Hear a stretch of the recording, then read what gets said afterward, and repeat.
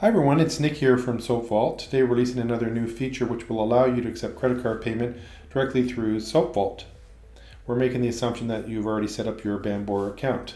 So we're going to start by accepting payment and adding a credit card directly through the calendar page.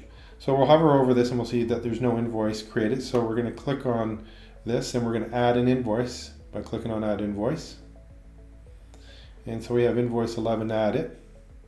And we're going to click on invoice 11. And then we're going to go down here and pay invoice 11.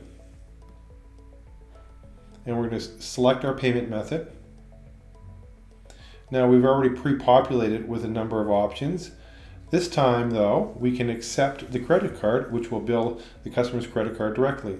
And we can see that I already have one credit card added ending in 2257, which happens to be a Visa. And if the person comes, say, with a MasterCard, and they say, no, I want to pay with a MasterCard, you simply hit Add Credit Card, and you put the credit card number in, the security code on the back, the month and the year, and you add credit card. Because we already have one added, I'm going to simply select this credit card, this Visa, and it comes up here, and I have the options of paying it, or paying print receipt, email receipt, or download receipt. So let's just pay it and print receipt. And the printed receipt comes up and you can see the Bambora payment has gone through. So we're going to close this window. And so that was directly done through the calendar page here. And I'm going to go to my profile. And you can also add credit cards, and we're going to go to the billing tab in a minute, but you can also directly add or delete credit cards or manage credit cards by clicking on the black triangle here and click on credit cards. And so you can manage the person's credit card directly just through their profile.